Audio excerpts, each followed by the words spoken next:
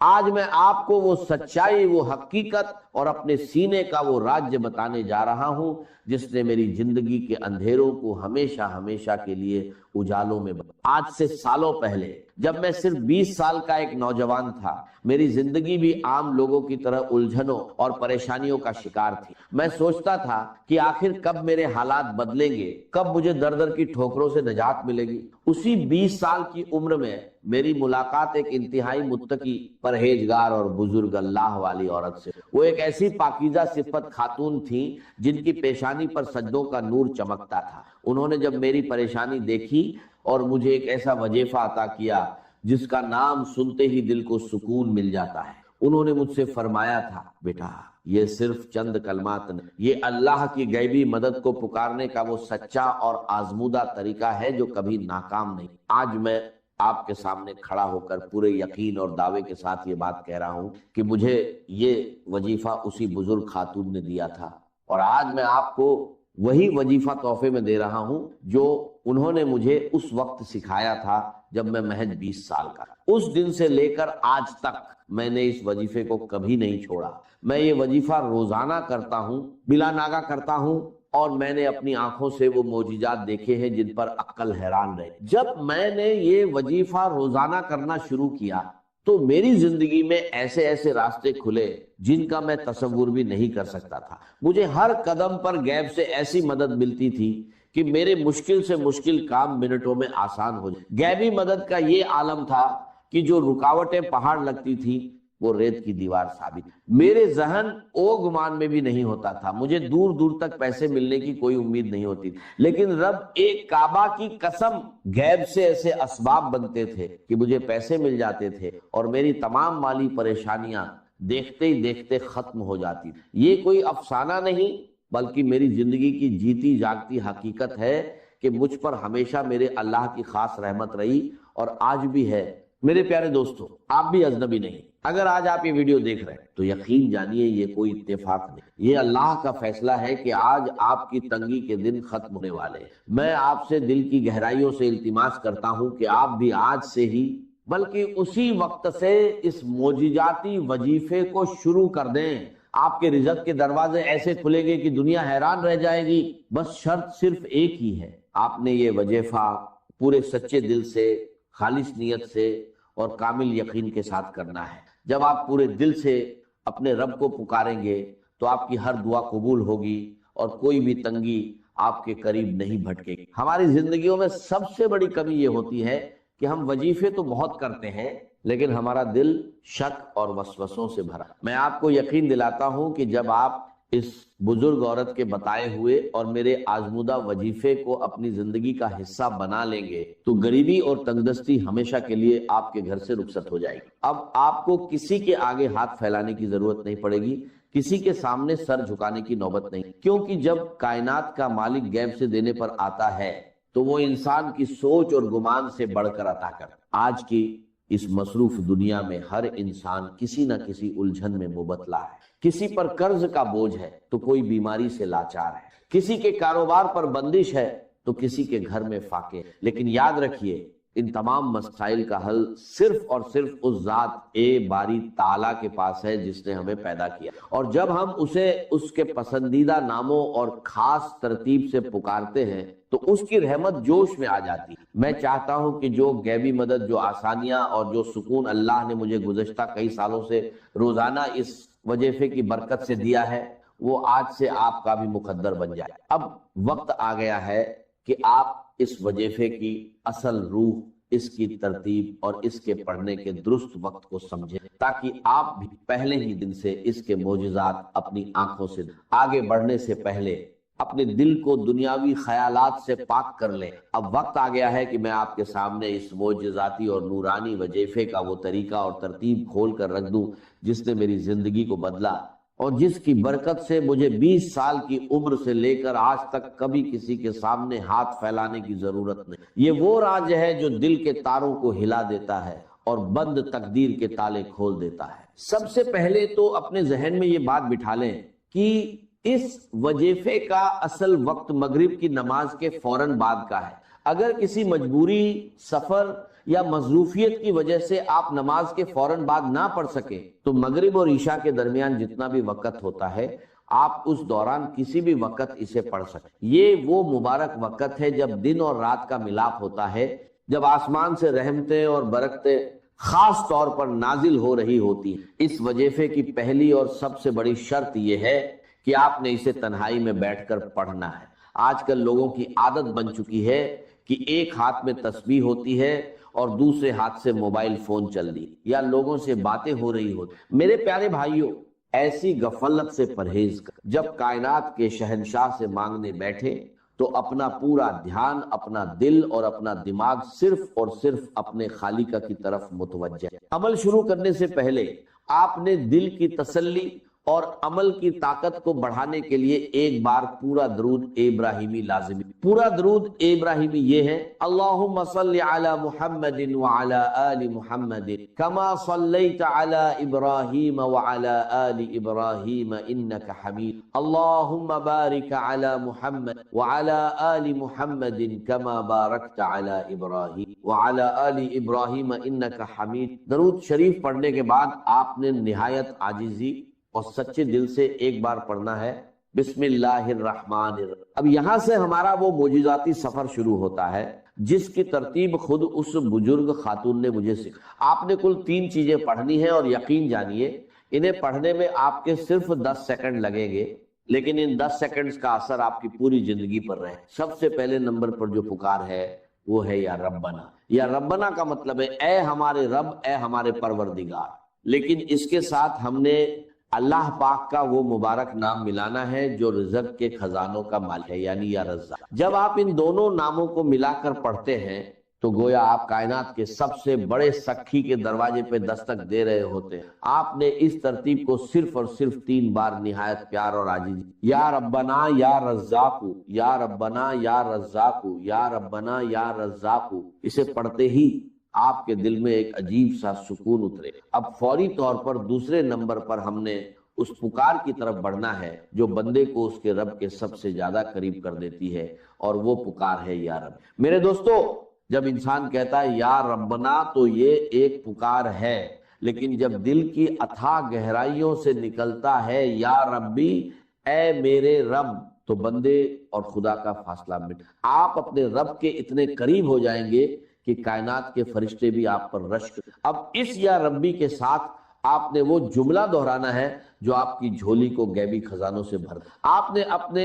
ٹوٹے ہوئے دل اور سچی نیت کے ساتھ 3 بار کہے: یا ربی میری جھولی بھر دے، یا ربی میری جھولی بھر دے، یا ربی میری جھولی بھر دے۔ سبحان اللہ۔ جب کوئی عاجز بندہ مغرب کے اس مبارک وقت میں تنہائی میں بیٹھ کر اپنے خالق کو پکارتا ہے کہ اے میرے رب، میری خالی جھولی کو بھر دے، تو اس غفور او رحیم ذات کو اپنے بندے کی لاچاری پر رحم آ جاتا۔ وہ ذات کبھی اپنے بندے کو خالی ہاتھ واپس نہیں لوٹاتی۔ میں نے اپنی زندگی کے ہر کٹھن موڑ پر جب بھی یہ پکار لگائی، مجھے غیب سے وہ کچھ ملا جس کا میرے وہم او گمان میں بھی نام او نشان نہیں تھا۔ یہ وہ نورانی کلمات ہیں جو براہ اے راست عرش اے الہی پر اثر کرتے ہیں اور انسان کی تقدیر کا رخ موڑ دیتے ہیں۔ اب اس کے فوراً بعد ہم اس تیسرے اور آخری معجزاتی کلمے کی طرف بڑھیں گے جو بڑے سے بڑے قرضے، بیماری، بندش اور جادو کا ایک ہی پل میں جڑ سے خاتمہ کر دیتے، جو مشکلات کے سنگلا خط پہاڑوں کو بھی ریت کے ذروں کی طرح اڑا دیتا ہے۔ یہ وہ تسبیح ہے جو پریشان حالوں کی سب سے بڑی مددگار ہے۔ جب آپ یہ 2 وظائف مکمل کر لیں تو اب آپ نے تڑپ کر اپنے عاجز اور گناہگار ہونے کا اعتراف کرتے ہوئے اللہ رب العزت کا یہ مبارک نام صرف اور صرف 3 بار پڑھنا ہے: یا حل المشکل، یا حل المشکلات، یا حل المشکلات۔ اس کا مطلب ہے اے میری تمام مشکلات کو حل کرنے والے رب۔ میرے دوستو، اس ایک نام میں وہ تاثیر پوشیدہ ہے کہ جب کوئی بے بس انسان کائنات کی تمام طاقتوں سے مایوس ہو کر اپنے رب کو یا حل المشکلات کہہ کر پکارتا ہے تو اللہ پاک کی غیرت اور اس کی رحمت کو یہ گوارا نہیں ہوتا کہ وہ اپنے بندے کو خالی ہاتھ لوٹائے۔ جب آپ یہ تینوں چیزیں ترتیب وار 3 بار پڑھ لیں تو اب باری آتی ہے اس دربار اے الہی میں اپنی فریاد پیش کرنے کی۔ اور محترم ناظرین، صبح کا وہ وقت جب آپ بیدار ہوتے، جب پورا سنسار ابھی جاگ رہا ہوتا اور آپ کا خالی ہو، یعنی نہار ملک خالی، یہ وہ وقت ہوتا ہے جب اللہ اس مبارک اور قیمتی وقت میں شخص قرآن مجید کے 2 عظیم شان سے پانی کے گلاس پر دل کے پورے یقین کے ساتھ دم کر کے وہ پانی پی لیتا ہے نا، تو اللہ رب کے پاک کلام کے انسان کو ان کا پہلا پیشاب آتا ہے، اس کے ذریعے تمام بیماریوں کا، تمام زیمادوں کا اور ہر کے دائمی، یہ کوئی معمولی بات نہیں، یہ اللہ کے کلام کا اس نے صدیوں سے مایوس عطا کی، صرف جی ہاں صرف آپ دنیا کے بڑے سے برسوں سے دائمی مرض اطلاع ہے، جس کا جس بیماریوں اور جس کو دنیا کے کسی ہسپتال اور کسی حکیم سے شفا نہیں ہو، آپ یہ معجزاتی پانی پلا کر اللہ کے کلام میں اللہ نے شفا رکھی انسان کی، جو بندہ ہر جگہ دنیا کے ڈاکٹروں سے علاج کروا کے تھک چکا ہے، خالی ہو اور اسے دم توڑ چکا، اور ڈاکٹروں نے یہاں تک جواب دے کہ اب علاج ہو، اللہ کے کلام کی برکت سے اللہ تبارک و تعالیٰ ان لاعلاج بستر مرگ سے اٹھا کر صحت و تن عطا فرما، جو لاعلاج بیماریاں ہیں جن کا نام سن کر انسان کانپ جاتا ہے، اللہ کے فضل و کرم اور اس رحمت شفا حاصل۔ اگر آپ میری بتائی ہوئی مطابق اس عمل کو پڑھتے ہیں، برکات پہلے سے بلکہ پہلی ہی خوراک سے آپ کو نصیب ہونا شروع ہو جاتی ہے، آپ کے سامنے، آپ کی اپنی آنکھوں کے سامنے یہاں ہو کہ کیسے اللہ کا کلام در جا کر اس عمل کی طاقت کو سمجھنے کے لیے آپ کو سب سے پہلی سورت کی کو جاننا ہوگا، اور اس سورت کا نام مجھ پر بیٹھ کر گہرائی ہو۔ قرآن مجید سب سے پہلی سورت جسے ام القرآن بھی کہا جاتا ہے، مبارک، جی ہاں، سورہ الفاتحہ ہی قرآن مجید سب سے جلیل القدر اور عظیم الشان سورت، جس کے بارے میں کائنات کا ہر مسلمان جانتا ہے، اور ہر نماز کی ہر رکعت میں یہ اتنی کمال کی صورت ہے کہ صحابہ کرام، تابعین اور بڑے بڑے اللہ والوں نے، اولیاء اللہ نے اپنی جربات سے، کہ جب بھی سخت مشکل آتی تھی یا کوئی ایسا مریض سامنے آتا تھا جس محال ہو، تو وہ اس سورہ الفاتحہ کو پڑھ کر پانی پر یا اس مریض پر دم کرے، اور اللہ رب اس سورہ الفاتحہ کو آپ نے باللہ، یہ وہ صورت مبارکہ ہے کا رما ورا دونوں قرآن پاک کی واحد ہے، 2 بار نہ، آپ خود اپنی عقل سے اس سورہ الفاتحہ کا مقام، فضیلت اور اس اللہ کی، اللہ تعالی ایک بار نہیں 2 بار نازل کسی بھی کلام کی، کلام کا یونیورسل قاعدے کی بنیاد پر اگر آپ اندازہ لگائیں، قرآن پاک ایک ایسا اور لاریب کلام ہے، انسان کسی جن یا کسی مخلوق کا کلام ہو ہی نہیں سکتا، کہ یہ کسی انسان کی سوچ نہیں، خود کائنات کے خالق اور مالک کا کلام۔ اس کلام ربانی میں دنیا اور آخرت سارے علوم، ساری حکمتیں اور جسم و روح تمام بیوں کا علاج، ایک بہت بڑے ہسپتال کے بتا رہے ہمارے آئس اور موت کی، وہاں ہم تجربہ کیا قرآن تلاوت، خصوصاً سورہ الفاتحہ کی تلاوت کی آواز میں، آپ یقین کریں کہ صرف اس کلام کو اللہ تبارک و تعالیٰ نے ان مریضوں اور ان کو ایسی شفا عطا فرما دی کہ جو میڈیکل سائنس تاریخ، اب اس عمل کی مکمل تفصیل، اس کا طریقہ کار اور سرمایہ سب دھیان کے ساتھ یہ وہ صورتیں اور وہ وظیفہ ہے جو ساری زندگی آپ کے کام آئے گا، آپ کے بچوں کے کام آئے گا،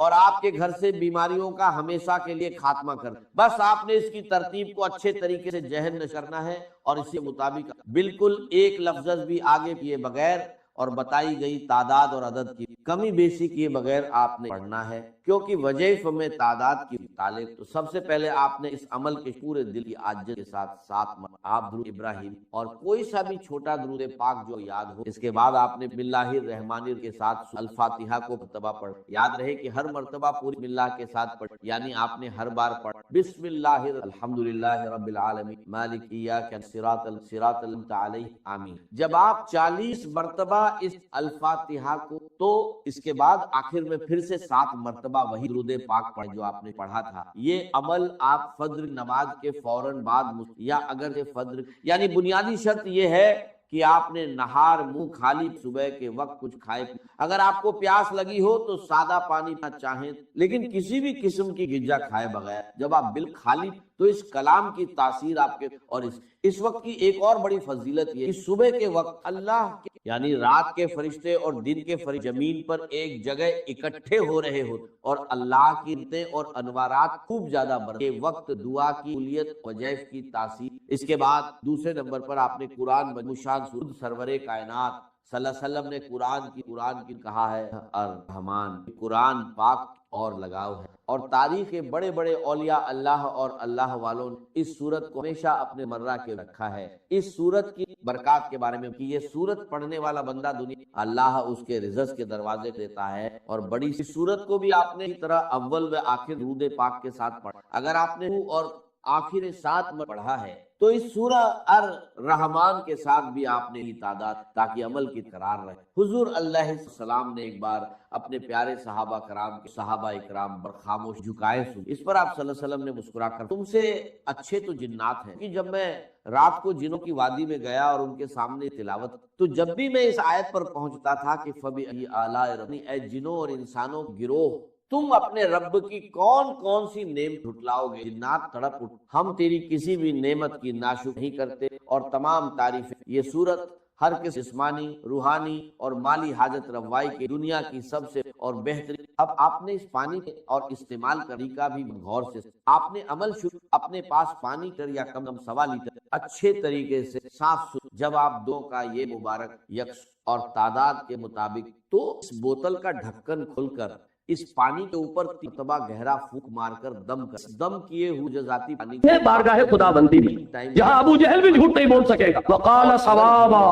وہاں اور یہاں جبرائیل ہے، کوئی مبالغے والی بات نہیں ہو سکتی، لیکن ایک مرتبہ میری زبان سے یہ الفاظ نکلے، یہ مبالغہ نہیں ہے، لیکن آپ زیادہ سے زیادہ مبالغہ کریں گے تو اور کیا کہیں گے؟ آپ سوچئے اس سے آگے کہنے کے لیے کچھ لم یاسک طرفۃ عین، پروردگار اس نے تو تیری کبھی معصیت میں پلک جھپکنے جتنی مدت بھی بسر نہیں، اس کو بھی ہلاکت دوں۔ قال فقال، حضور فرماتے ہیں کہ اس پر اللہ تعالیٰ نے فرمایا اقلب علیہم وعلیہم، الٹو اس بستی کو پہلے اتنا ہنجار پر پھر دوسروں پر۔ کیوں یہ کیوں دوہرا مجرم ہو گیا؟ فإن وجهه لم يتمعر في ساعة، اس لیے کہ اس کے چہرے کا رنگ کبھی میری غیرت اور حمیت کی بنیاد پر متغیر نہیں ہوا، لگا رہا مست رکھو ذکر و فکر صبح گاہی میں اسے، اور پختہ تر کر دو مزاج خانقاہی میں اسے۔ اس کا معاملہ یہ رہا، وہ اپنی ہی ذاتی نیکوکاری میں اور عبادت گزاری میں اور دینداری میں لگا رہا، اس کی غیرت اور حمیت نے کبھی چوش نہیں مارا، اس کے خون کبھی کھولا نہیں اس پر کہ میرے قانون کی دھجیاں بکھر رہی تھی، میری شریعت کا استہزاء ہو رہا، منکرات پھیلتے چلے جا رہے تھے، اور تو فقط اللہ اللہ اللہ، یہ دوہرا مجرم ہے، لہذا پہلے اس پر اقلبھا علیہ وعلیہم فإن وجهه لم يتمعر في ساعة۔ میں مثال دے کر سمجھایا کرتا ہوں عوامی اجتماعات میں کہ آپ کو کوئی ماں کی گالی دے دے کیا ہوگا؟ اگر تو کچھ آپ میں جان ہے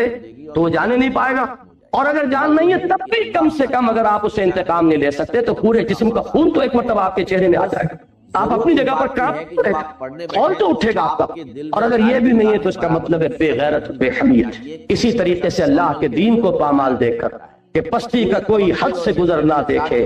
اسلام کا گر کر نہ ابھر نہ دیکھے، مانے نہ کبھی کہ مت ہے ہر جذب کے بعد دریا کا ہمارے جو اترنا دیکھے۔ اور اے خاصہ میں رسول وقت دعا ہے، امت پہ تیری آ کے عجب وقت پڑا ہے، وہ دین جو بڑی شان سے نکلا تھا وطن سے، پردیس میں وہ آہ قریب الغربا ہے۔ اور اقبال نے بھی یہی مرثیے کہے ہیں، اے باد صبا کملی والے سے جا کہیو پیغام میرا، قبضے سے امت بیچاری کے دین بھی گیا دنیا بھی۔ اس حال کو دیکھ کر ایک انسان اپنے دھندے، اپنے کاروبار، اپنے کارخانے، اپنی تجارتیں، اپنے پروفیشن، ان میں مگن ہے، اس کا خون جوش نہیں کھا رہا، وہ اللہ تعالیٰ کی غیرت و حمیت سے اس درجے تہی ہو چکا ہے، دینی حمیت اور غیرت سے اس درجے محروم ہو چکا ہے کہ اس کے احساسات پر جوں تک نہیں رہی۔ تو معلوم ہوا کہ ایمان کا بیڑا غرق۔ وہ جو اقبال نے ایک نظم لکھی ہے روہیلا پر، روہیلا کس قدر ظالم کے فاجو کینہ پرور تھا، نگالی شاہ تیموری کی آنکھیں نو کے خنجر سے، اس میں آخری باتیں آپ نے پڑھا ہوگا، اس کو نظمایا ہے کہ اس روہیلے نے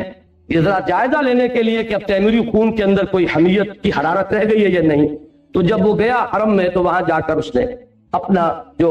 کمر بند تھا جس میں خنجر لگے تو کھول کر رکھ دیا اور لیٹ گیا استراحت کے لیے، بہانہ یہ بنایا کہ سو رہا کہ دیکھیں ان تیموری بیگمات کے اندر کوئی حمیت و غیرت ہے، کوئی میرا خنجر لے کر مجھ پر حملہ آور ہوتی ہے۔ جب دیکھا کہ کچھ نہیں ہوا تو کہا کہ غیرت نام تھا جس کا گئی تیمور کے گھر سے، وہ غیرت دینی ہے کہ جس سے ہم تہی دست ہو چکے۔ اور توحید کا تقاضا یہ ہے، توحید کے تقاضے میں بشریت اور نور کا جھگڑا، توحید کے مباحث کے اندر سایہ تھا کہ نہیں تھا، توحید کے مباحث اور شرک کے مباحث میں علم غیب کا جھگڑا جو کبھی طے ہوا نہ ہوگا، اس لیے کہ سوائے لفظی ندا کے کچھ بھی نہیں، وہ ایک لفظی جھگڑا ہے۔ میں نے عرض کیا تھا کہ جو توحید صفاتی ہے یہ بڑا ہی نازک معاملہ کہ الفاظ مشترک ہے صفات کے لیے جو مستعمل ہے اللہ کے لیے مخلوقات کے لیے، اب اس میں جو چاہیں آپ کہتے رہیے، لیکن یہ کہ اصل یہ ہے میدان وفی ذالک فلیتنافس المتنافسون۔ توحید کا تقاضا تو یہ ہوگا اس پورے کرۂ ارضی پر اللہ تعالیٰ کے دین کا غلبہ